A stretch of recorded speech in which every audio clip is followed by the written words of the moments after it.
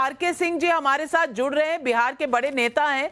R K Singh जी नमस्कार, times now Navbharat पर आपका स्वागत है। पूछ रही हूं, नीतीश कुमार जी ने आपके पैरों तले जमीन खिसका दी, या आप खुश है कि ये जमीन खिसक गई है?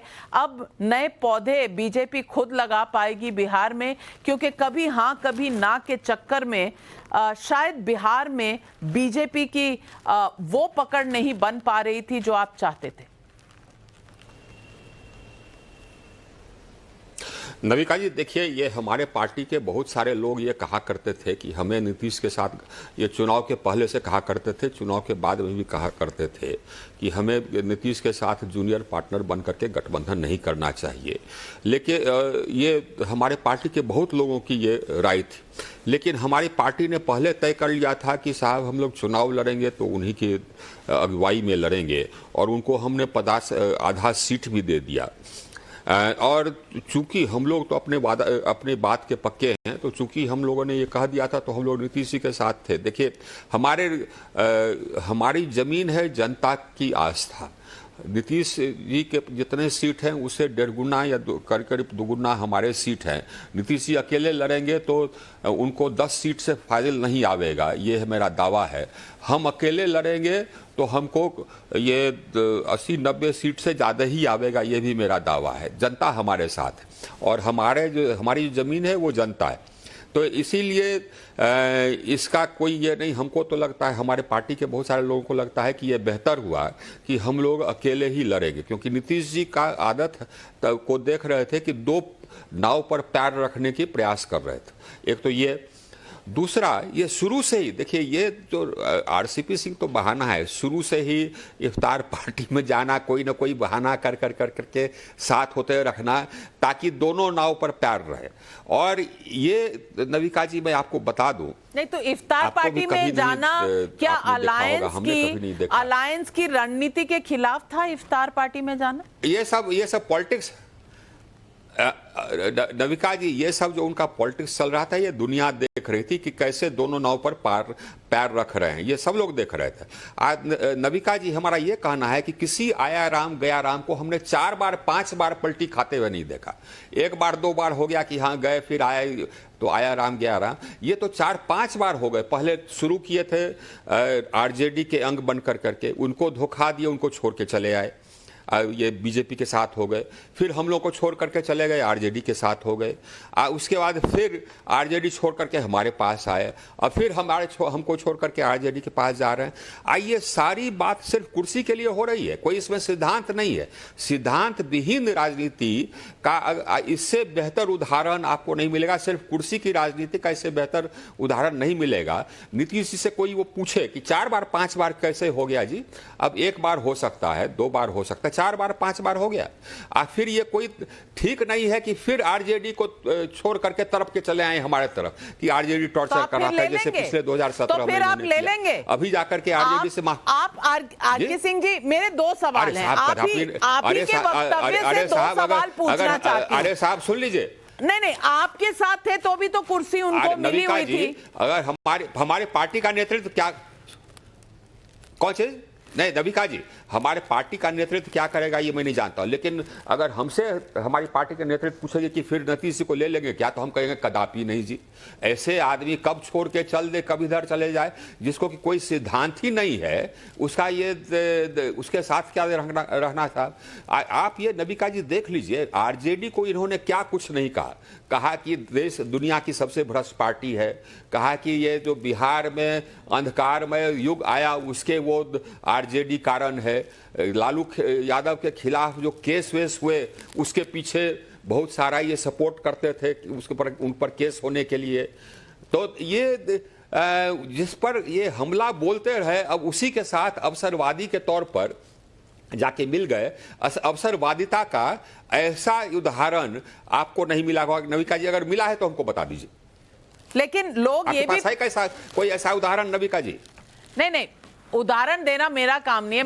मुझे पब्लिक का सवाल उठाना है, मुझे पब्लिक का सवाल उठाना है। पब्लिक पूछ रही है, आपका कोई मित्र रह नहीं गया, पूरे हिंदी हार्टलैंड में आपका कोई अलायंस पार्टनर रह नहीं गया, नंबर 1। नंबर 2, दीपंकर जी अमरोहा से पूछ रहे हैं, जनमत के साथ जो महाराष्ट्र और मध्य प्रदेश में हुआ था वही बिहार में हुआ, अगर ये खिलवाड़ नहीं है तो क्या है? इस पर भी तो सोचना पड़ेगा कि कोई इसमें सिद्धांत एप्लीकेबल नहीं है। अच्छा नविका जी, देखिए उत्तर प्रदेश में हम अपने बूते पर जीते हैं, हमें किसी पार्टनर की जरूरत नहीं थी। तो हमको अगर कहीं पर कोई किसी को सहारा चाहिए छड़ी का तब लेता है, हमको किसी सहारे की जरूरत पड़ी नहीं। देश में हम स्वतः अपने तया हमको मेजॉरिटी आई, ये जनता ने दिया, तो हम किसी का सहारा खोजने नहीं जाएंगे। महाराष्ट्र में जो सरकार जो कि चुनाव हुआ उसमें ये वोट हमारा था, शिवसेना के भी जो लोग जीत करके आए उसमें से अधिकांश वोट हमारा था। और इसीलिए जबकि शिवसेना जा करके फिर कांग्रेस के साथ शरद पवार के साथ मिल गई तो शिवसेना के अधिकांश मेंबर उनको छोड़ गए उद्धव ठाकरे को। आप कह रहे थे कौन असली शिवसेना है? असली शिवसेना तो वहां है जहां उसके अधिकांश एमएलए हैं। उद्धव ठाकरे तो अकेले रह गए, वो असली शिवसेना कैसे हो जाएंगे? एक आदमी से शिवसेना होता है क्या? शिवसेना होता है, शिवसेना पार्टी का 90% एमएलए एक तरफ हो जाए तो आप पूछेंगे कि कौन असली शिवसेना है? इसमें भी कोई खोजने की जरूरत है मैग्नीफाइंग ग्लास से? वो एक आदमी एक तरफ तो वो शिवसेना हो जाएगा क्या? ये ऐसा नहीं होता। तो ये शिवसेना हमारे सुप्रीम कोर्ट को ये मुद्दा तय करना है। लेकिन आरके सिंह जी सवाल आज ये भी उठता है कि आप पर आरोप है, यानी कि आपकी पार्टी पर आरोप है कि आप जेडीयू को खत्म करना चाहते थे, आपको अजगर बुलाया गया है कि आप अपने अलायंस पार्टनर्स को खा जाते हैं, उनका अस्तित्व छोड़ते नहीं। नविका जी आप तो बहुत इंटेलिजेंट। आप ही बताइए कि ये आरोप लगा रहे हैं, ये 4 बार जो पहले पलटी का है तो 4 बार हम इनको खाने जा रहे थे क्या? ये देखिए साहब, ये सब कहीं कुछ नहीं है। हुआ क्या कि इनके पार्टी में अंदरूनी द्वंद्व हो गया। इनके 2 मित्र थे, दोनों मित्र में आपस में द्वंद्व हो गया। अब यही इनको समस्या हो गई।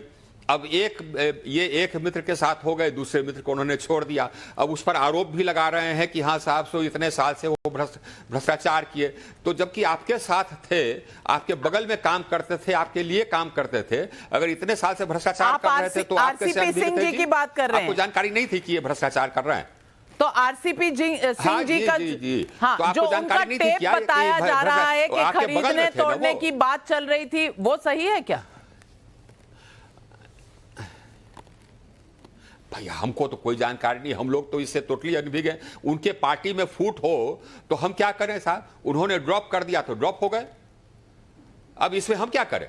ये साहब देखिए, ये सब बहाना है। मूल बात यह है, मैं आपको बता दूं कि कुछ लोगों ने इनको कान में भर दिया कि आप पीएम मटेरियल हैं, हो सकता है कि पीएम के उम्मीदवार हो, तो बीजेपी में तो वैकेंसी है नहीं, इधर आ जाइए। ये तो ऑपोजिशन तो नेता विहीन है, आप नेता हो जाएंगे।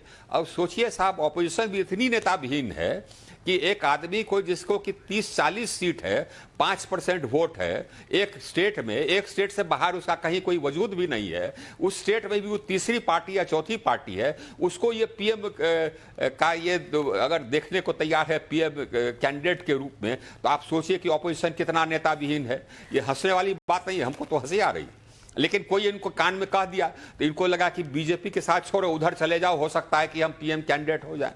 यही हुआ होगा, मेरा तो यही अनुमान है। लेकिन फातमी जी हमारे साथ हैं और फातमी जी का कहना है कि वो इंजीनियरिंग कर चुके हैं, प्रिसीजन, उन्होंने सही टाइम पर फैसला लिया है तोड़ने का, नहीं तो आप अजगर की भांति उनको खा जाते।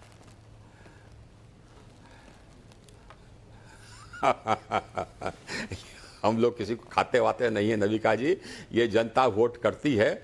ये अकेले लड़के देख लें जनता कितना इनके पास। Thank you. RK Singh ji हमारे साथ जुड़ने के लिए बहुत बहुत धन्यवाद।